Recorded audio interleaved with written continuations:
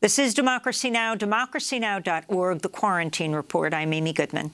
The House of Representatives voted Monday to approve a measure that would increase stimulus checks from $600 to $2,000, sending the bill to the Senate, where it faces a standoff today. The House also voted to override Trump's veto of the $740 billion National Defense Authorization Act.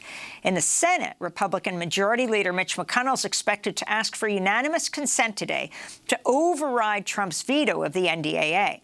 But independent Senator Bernie Sanders has said he'll filibuster to delay the crucial vote unless the Senate also holds a vote on the $2,000 checks.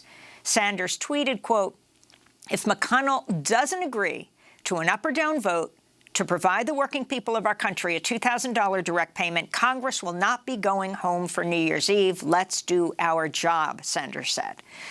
Keeping the Senate in session would conflict with the campaigns of Republican Senators David Perdue and Kelly Loeffler in the January 5th runoff races that will determine the control of the Senate in Georgia. Their opponents, Democrats John Ossoff and Raphael Warnock, are both campaigning in support of the $2,000 checks. This all comes after President Trump's delayed signing of the massive COVID-19 relief bill Sunday caused a lapse in unemployment benefits for millions because that lapsed on Saturday night. He was golfing through the weekend in Florida. For more on the economic crisis, both here in the United States and worldwide, we're joined by the Nobel Prize-winning economist Joseph Stiglitz, Columbia University professor and chief economist for the Roosevelt Institute.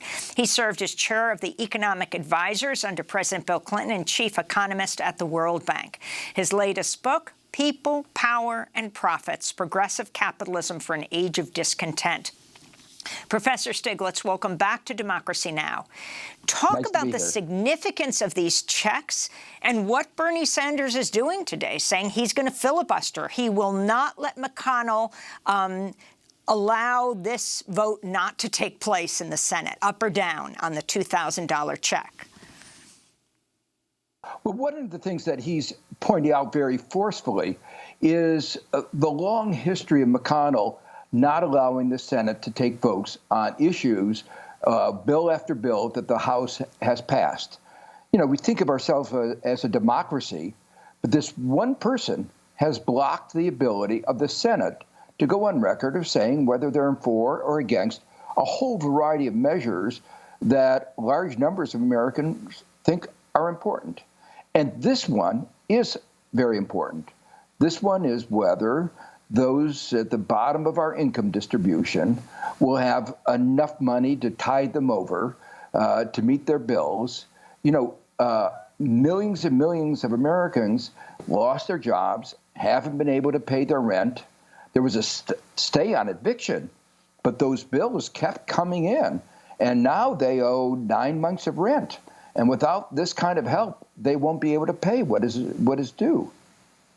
You know, we had Congressman Ro Khanna on yesterday, who was talking about why was it, you know, President Trump saying he wouldn't sign the COVID relief package unless people got $2,000 instead of the $600. In the end, he gave all that up. But in fact, Ro Khanna had long tweeted, why are we not demanding that people get $2,000? So talk about Trump and him using this, though in the end he didn't insist on it, and then go into that time period, President Trump signing after Saturday night, which meant this lapse in unemployment benefits that people may then get late. And when you're on the edge, that could mean no food for your family for a period of time, or you get the money later.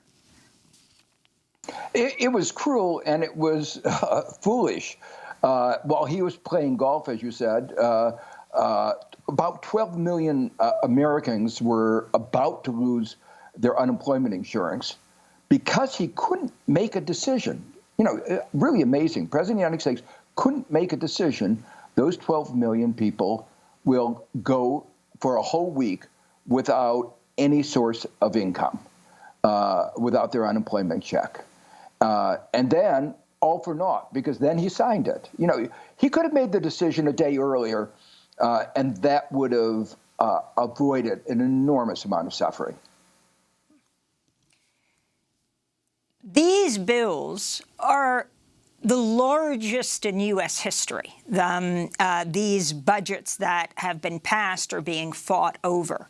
Can you talk about what this will mean and how COVID, and we should step back, it's not just the virus, because the virus has affected the world, but the U.S. has by far the hugest mortality and morbidity figures, almost 20% of the deaths and the infections in the world, even though we have less than 5% of the world's population.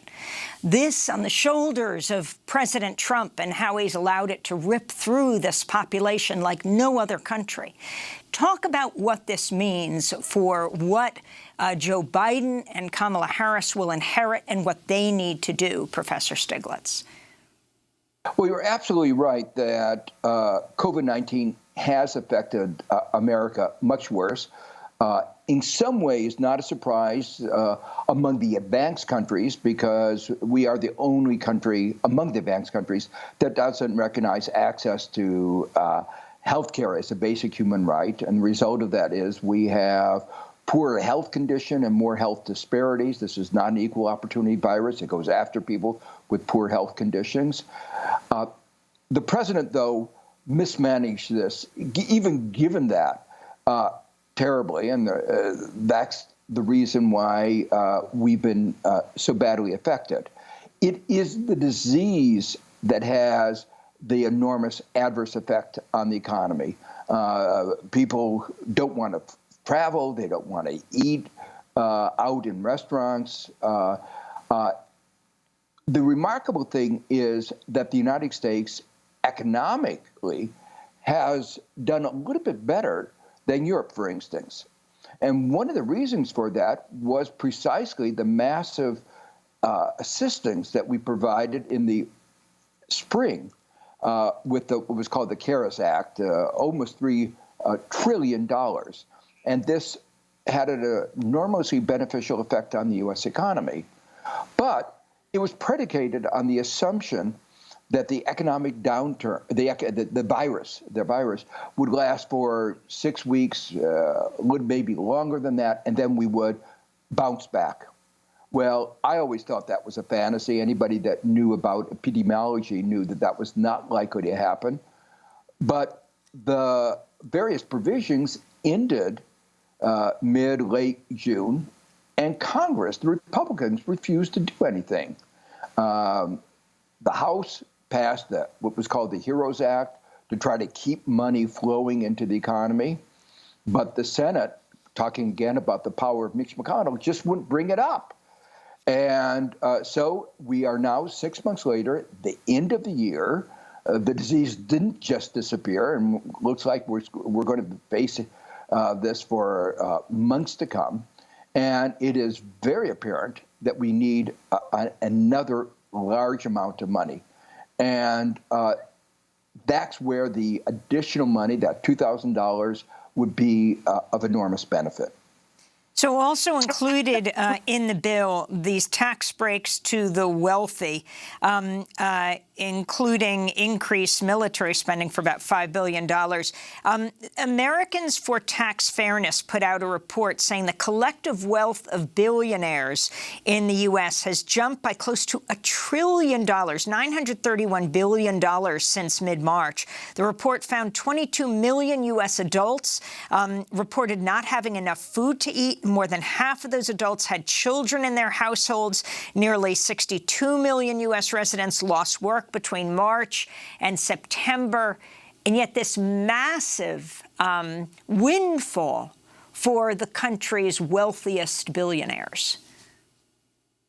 Well, that's a reflection of what is becoming called the K-shaped recovery. When we kept interest rates so low, when those who have access to Zoom and technology can largely avoid the worst effects of the disease, you're going to get that kind of K-shaped recovery. The low interest rates, the benefit those who own shares, and those have done fantastically well.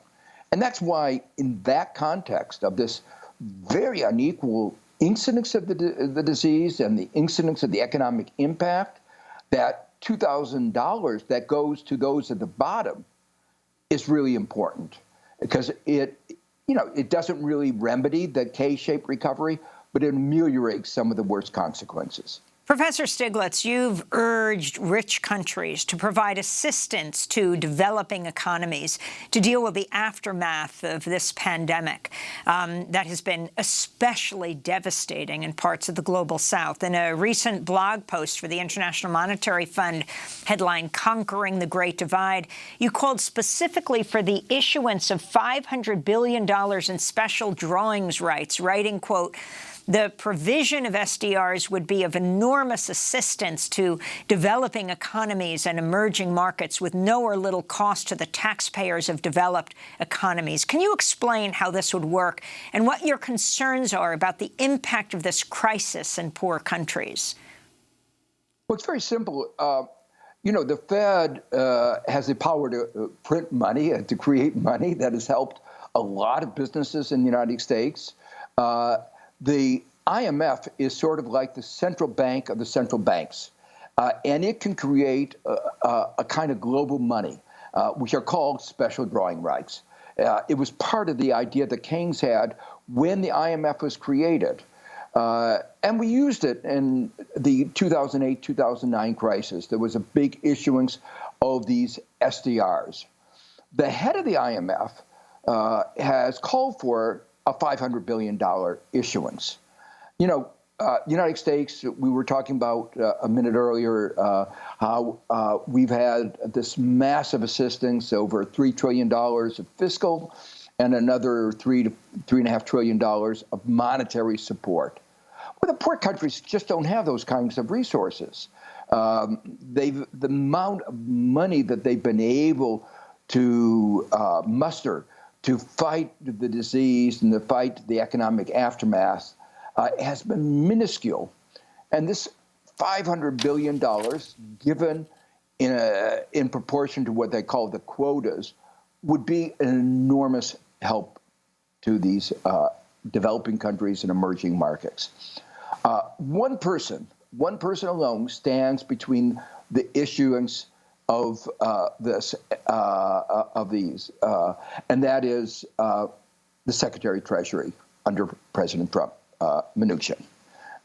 And he has not given any good reason for not doing it. I hope it's one of the first things that Biden's Secretary of Treasury will do once they take office. This pandemic will force many countries into a debt crisis. What is being done to alleviate this? Almost nothing. I was worried before the pandemic that too many developing countries were getting overly indebted. Wall Street loves to make loans. They make a lot of money out of loans to developing countries and emerging markets. Interest rates are higher. So they push governments to borrow. And, just like they push a lot of poor Americans to borrow too much. So I was worried that there was actually too much debt on the part of too many countries. Well, once the pandemic happened, their incomes plummeted. And so many countries are at the brink. And there has to be some response. Now, initially, the G20, which is a group of countries that represented the vast majority of GDP income in the world, got together and said, we'll have a stay on payments, on debt payments, but only for the poorest countries, not the emerging markets, only for the official debt, that is government-to-government debt, not for private debt, not for multilateral debt. And now that the disease has continued for 10 months and is likely to continue, especially in those countries, for months more, because they can't afford the vaccine, won't get it, they're at the back of the line. The problem is what was a temporary problem of inability to pay, now it is a real problem. There is a need for a debt restructuring. And unfortunately, we don't have a good framework for that debt restructuring. Finally, if you can talk about the team that Biden is pulling together and those he hasn't named yet. You know, the man who says he will filibuster today, Senator Sanders, has been pushing hard to be named Labor Secretary. We don't know what that, if that will happen. I'm wondering your thoughts on this. Also, you know Janet Yellen, the new Treasury Secretary nominee, very well. Yeah, she was my student the first year I taught at Yale. Back in 1967. She was a first-rate student. I knew she was going to make a real contribution, both academically and then, as she has, to policy. I actually think we need Bernie Sanders in the Senate.